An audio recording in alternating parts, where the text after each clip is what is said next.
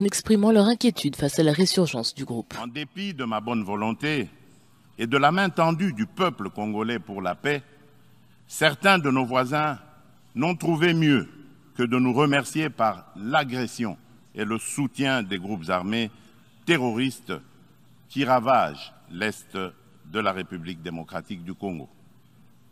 C'est le cas actuellement du Rwanda. L'implication du Rwanda et sa responsabilité dans la tragédie que vivent mon pays et mes compatriotes des zones occupées par l'armée rwandaise et ses alliés du M23 ne sont plus discutables.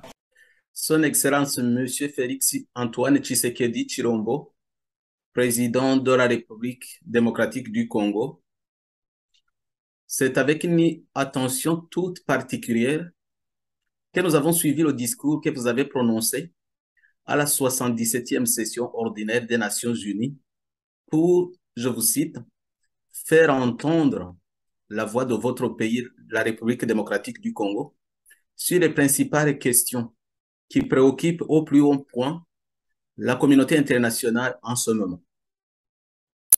Vous avez cité 5 défis majeurs avec un point d'orgue sur celui de paix et sur celui de la paix et de la sécurité pour tous. Vous avez insisté sur la lutte contre le terrorisme qui a fait de nombreuses victimes dans le monde et en RDC en particulier.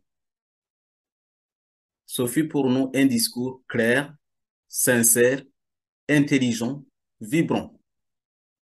Nous avons ainsi pu comprendre que vous accusez le Rwanda ouvertement et sans langue de bois de son rôle continuel et hautement criminel dans les tragédies qui ont plongé le Congo dans une misère indescriptible depuis plus de 20 ans.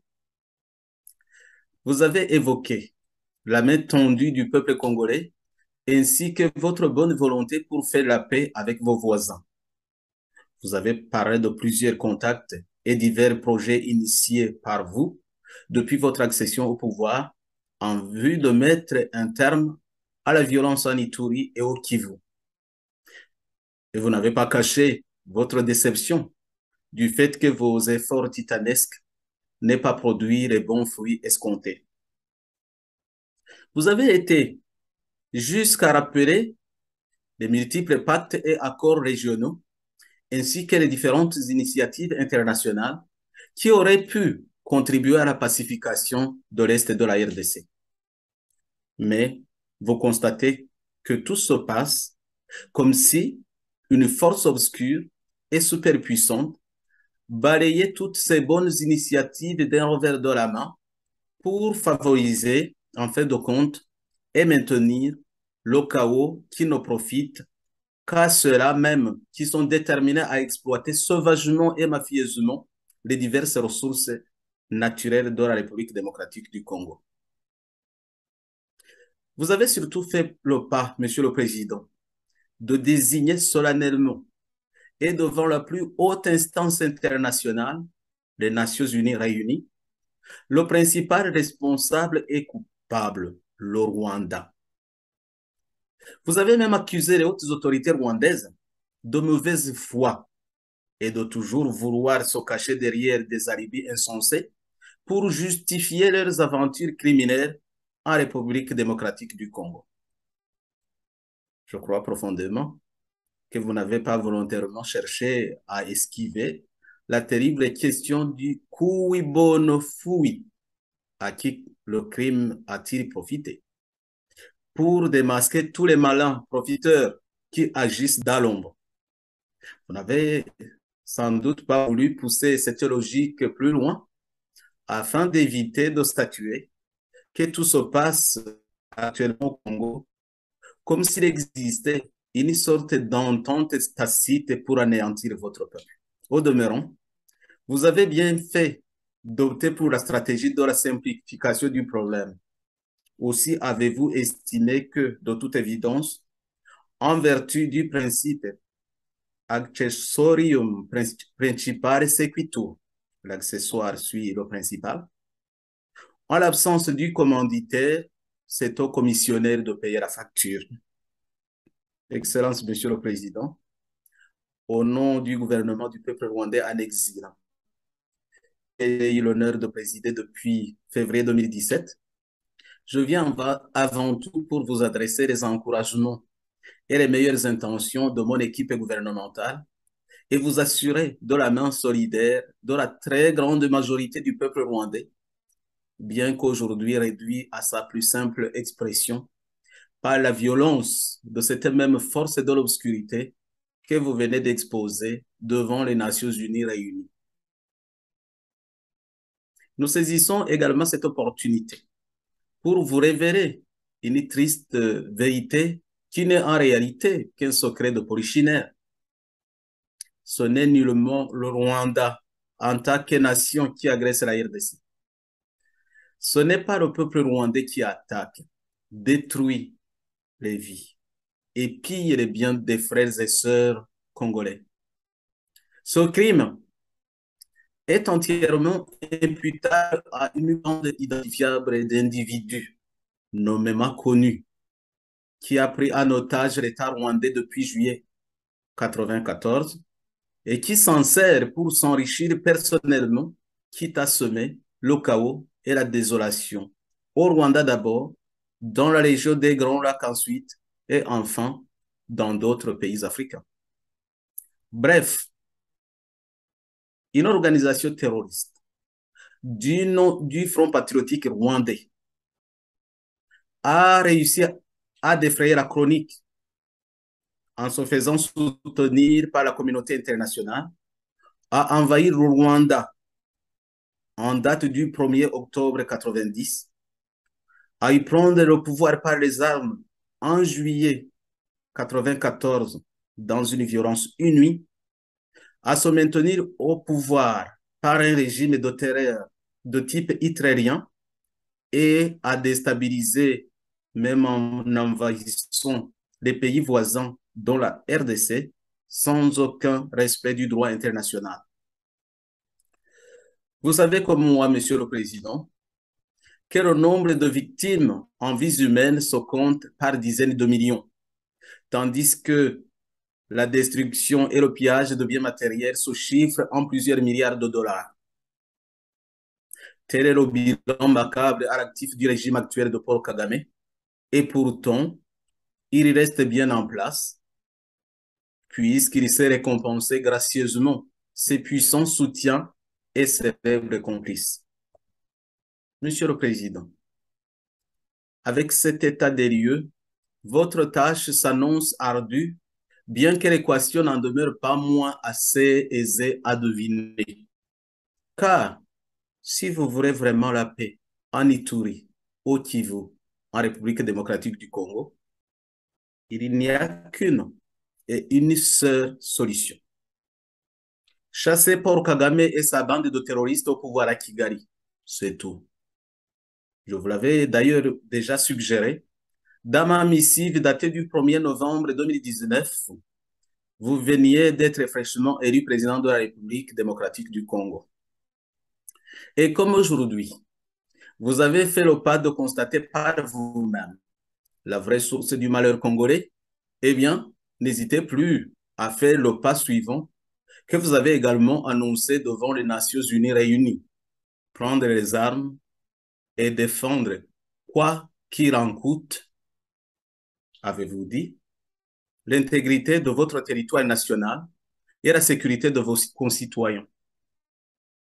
Cela suppose bien évidemment d'oser aller combattre l'ennemi récalcitrant déjà identifié jusque dans ces derniers retranchements. À ce niveau, vous aurez sûrement besoin d'alliés déterminés et fiables. Un jeu gagnant-gagnant n'est-il pas toujours le meilleur? Qu'il me soit permis, Monsieur le Président, de vous annoncer que le gouvernement du peuple rwandais en exil, motivé par la recherche du bien-être du peuple rwandais et de la concorde régionale, est prêt à jouer pleinement son rôle dans la pacification définitive de la RDC et dans le développement socio-économique de toute la région. Il ne demande qu'à être reconnu, intégré dans les initiatives en cours et à venir au niveau politique, diplomatique, voire militaire. Disons les choses en peu de mots et le plus clairement possible, de notre point de vue, un nouveau régime pacifique et démocratique à Kigali, c'est l'autre nom de la paix au Kivu et la concorde dans toute la région. Terre est notre offre. À vous de l'apprécier. Cela dit, nous ne pouvons pas terminer cette allocution sans porter à votre connaissance, Monsieur le Président, et à celle de la communauté internationale, une préoccupation assez inquiétante à nos yeux. Saviez-vous que le commandant en chef de la bande terroriste que vous ne cessez de dénoncer, c'est-à-dire M. Paul Kagame, est considéré aujourd'hui à l'intérieur du pays, à l'intérieur du Rwanda, comme porté disparu depuis mars 2020, fondé sur des informations sérieuses et fiables, des faits et des indices concordants, nous pouvons constater que depuis cette date, M. Paul Kagame n'a posé aucun acte authentique lié à la fonction de président de la République, pas même une seule signature. Nous constatons également que les hautes institutions de l'État, telles le Parlement et le gouvernement, sont pour bloquées depuis mars 2020. Une bande de généraux a pris en otage l'épouse de Paul Kagame et s'est clairement substituée aux institutions républicaines. Tout se passe en fait comme si un coup d'État non proclamé avait eu lieu au Rwanda depuis quelques mois.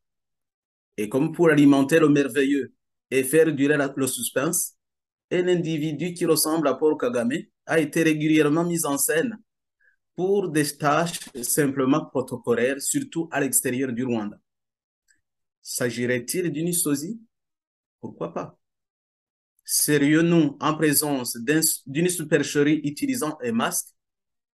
La technologie n'a pas fini de livrer tous ses secrets et de nous surprendre. Quoi qu'il arrive, le cri d'alarme est désormais officiellement lancé. Nous sollicitons le concours de plusieurs services et institutions pour percer cette énigme et démasquer la supercherie qui n'a que trop duré. Il suffirait par exemple que lors de prochaines aventures en dehors du Rwanda, des vérifications appropriées soient sérieusement faites sur cet individu qui joue la comédie, son nouveau pseudo Paul Kagame, qui n'a rien en commun avec l'ancien que le visage et la voix. Et la vérité pourra éclater au grand jour. À ce propos, il convient de rappeler que des officiels britanniques ont dernièrement déclaré, juste après le Shogam tenu à Kigali du 20 au 25 juin 2022, qu'ils étaient en possession de 4 secrets catastrophiques qui, s'ils étaient révélés au grand jour, auraient pour conséquence le renversement immédiat de l'actuel gouvernement de Kigali et des incidences graves sur le fonctionnement du gouvernement du Royaume-Uni, qui ne serait pas piqué par la curiosité de savoir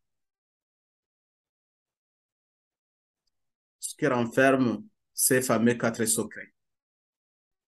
En tout état de cause, le Royaume-Uni devrait faire le choix de soutenir le peuple rwandais au lieu de continuer à protéger un régime moribond et décrié par toute la région pour ses nombreux crimes. Monsieur le Président, pour revenir aux problèmes qui préoccupent le peuple congolais, je ne manquerai pas de dire merci au sacrifice immense consenti par votre pays pour accueillir des centaines de milliers de réfugiés rwandais depuis 1994. Vous le savez bien, Monsieur le Président, ces réfugiés ne sont pas des animaux qui trouvent leur bonheur à rester se cacher dans les forêts congolaises. Ils ne rêvent que de rentrer chez eux au Rwanda s'ils avaient un minimum de garantie de survivre à l'épée de la bande de terroristes au pouvoir à Kigali. Pour le moment, ils n'ont que vous comme protecteur et médiateur, pouvant faire entendre leur désir légitime de survie aux Nations Unies.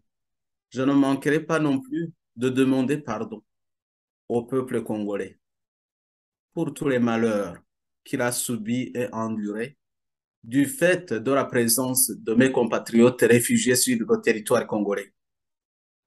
Gardons vive la flamme de l'espérance pour un avenir meilleur, pacifique et commun. Dans ce même ordre d'idées, je termine cette allocution en sollicitant votre intervention personnelle, Monsieur le Président, pour mettre à mal cette sordide loi de l'entente tacite pour anéantir un peuple, qui, une fois de plus, se joue devant nos yeux, loin des caméras, au Niger. Vous avez peut-être entendu parler de l'affaire des acquittés d'Arusha, qui sont d'anciennes hautes autorités du gouvernement de Feu Juvenal Habyarimana, et que le Niger, en violation de son accord avec l'ONU et sous pression du gouvernement de Kigali, menace d'expulser vers Kigali instamment. Même acquitté par le tribunal pénal international pour le Rwanda, il irait refuser le droit de rejoindre leur famille. Et pire encore, aucun pays sur cette planète ne veut leur accorder le droit d'asile ou de résidence sur son sol. Le fait de les ignorer de la sorte n'est-il pas une façon de souscrire au projet de les livrer à terme aux griffes de la fameuse bande qui éprouve tant de plaisir à broyer des innocents qui refusent de se soumettre à son insatiable volonté de puissance?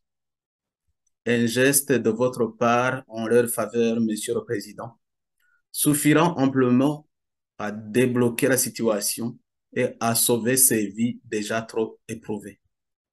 Plaisirs de vous garder en vie et de vous donner la victoire sur tous vos ennemis. Que le Seigneur confonde tous les comploteurs qui rêvent d'attenter à votre personne. Que revienne la paix au Kivu et la prospérité en RDC. Que vive la concorde dans les pays frères de la région des Grands Lacs. Je vous remercie.